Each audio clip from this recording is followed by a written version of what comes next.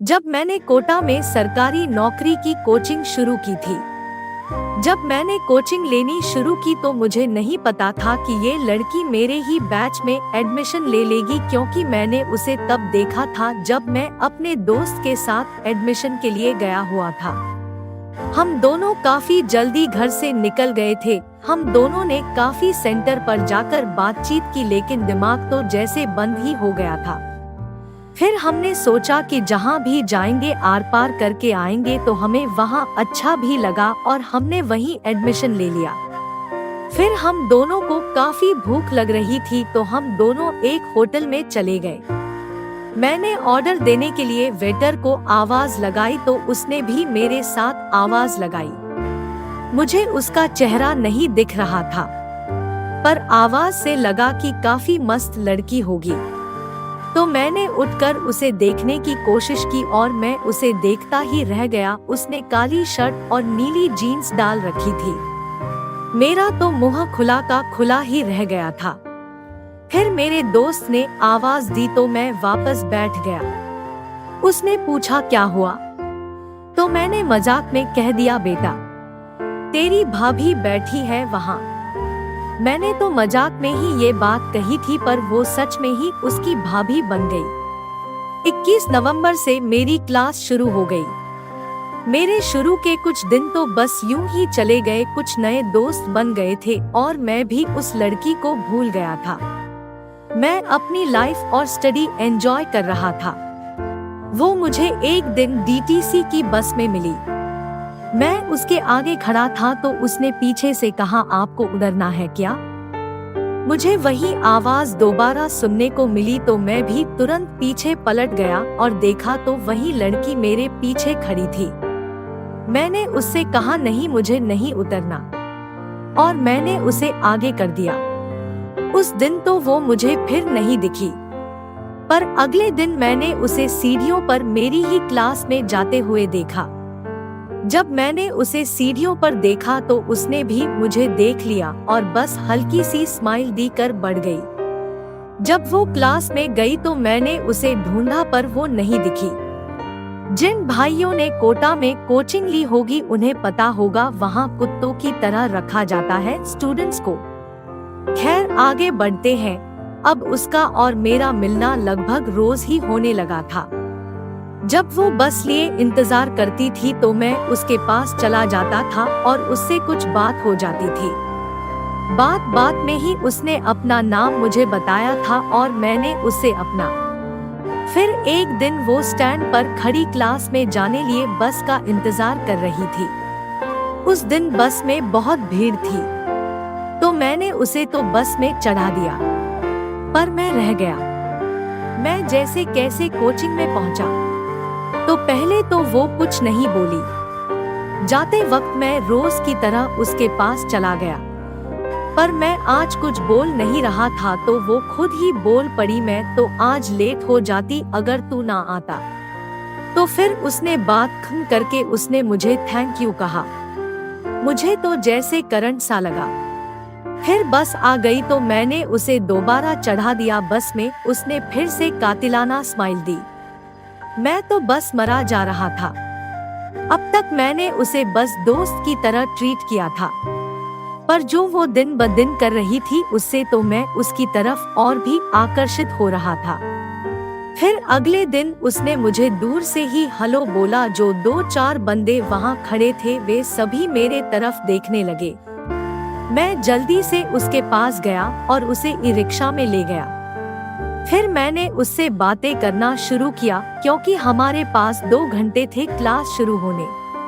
उसने बताया कि उसके पापा दिल्ली पुलिस में इंस्पेक्टर है और भाई सब इंस्पेक्टर है। ऐसे ही मैंने बातों में उससे उसका मोबाइल नंबर मांगा तो उसने मना कर दिया, पर उसने मुझे अपना इंस्टाग्राम आईडी दे दी। अब हम दोनों घंटों बातें करने लगे। फिर उसने मुझे बताया कि उसका जन्मदिन आ रहा है।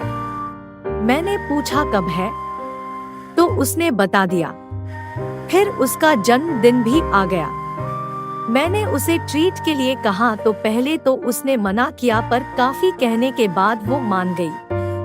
फिर जब हम जाने लगे तो मैंने बिल दिया और मैंने उसे एक चॉकलेट दिया और एक गुलाब का फूल। शायद वो भी मेरी फीलिंग्स समझने लगी थी, उसने वो फूल बिना कुछ कहे ले लिया। हम दोनों सब कुछ एक दूसरे के साथ शेयर करने लगे। फिर हम दोनों ने कभी कभी क्लास भी बंक करना शुरू कर दिया। हम दोनों कभी कहीं हमने सारी कोटा घूम ली थी। आखिरकार फरवरी आ गई। मैंने 14 तारीख को उसे गार्डन में प्रपोज कर दिया और उसने भी हाँ कर दी। हम दोनों बहुत खुश थे। अब तो बातें और भी होने लगी। हमारी कोचिंग खत्म होने में सिर्फ कुछ ही महीना रह गया था। मैं उससे अब सेक्स की बातें करने लगा था और वो भी मजे लिया करती थी, पर वो उन बातों कभी भी सीधा जवाब नहीं देती थी। एक दिन मैंने उससे कहा चलो ना कहीं पे चलते हैं घूमने, तो उसने हाँ कर दी और हम दोनों घूमने चले गए। मैंने ही यह प्लान बनाया था क्योंकि मुझे पता था कि गार्डन में कपल्स बैठे रहते हैं, तो हम दोनों भी वहीं बैठ गए। हम दोनों एक पेड़ पर कमर लगा के बैठ गए। कुछ दूरी पर झाड़ी में से गंदी गंदी आवाज आ रही थी। अर्पिता वहां से जाने को बोलने लगी, तो हमें जाना पड़ा। फिर हम एक ऐसी जगह गए जहां कोई नहीं था, तो मैंने उसे किस करना चाहा, परंतु उसने मना कर दिया और कहा मैं ये सब नहीं करने वाली। ओके, और वो जाने लगी। तो मैंने भी उसे जाने दिया और मैंने उससे बातें कम कर दी। वो अब खुद ही मुझसे बातें करने का ट्राई करने लगी, तो मैं 1 या 2 बार उससे बोल लेता था। अब उसे भी लगा कि उसे मुझे किस करने देना चाहिए था। अब हम दोनों फिर से सेक्स रिलेटेड बातें करने लगे। वो भी खुल के मेरा साथ देने लगी। अब वो मुझे किस करने दे रही थी। मैंने उसे जब भी मौका मिलता किस किया करता था। आग दोनों तरफ लगी थी। मैंने उसे किसी तरह सेक्स करने के लिए मना लिया। पहले तो वो मान नहीं रही थी, पर मैं भी कमीना था, कसम देकर मना ही लिया।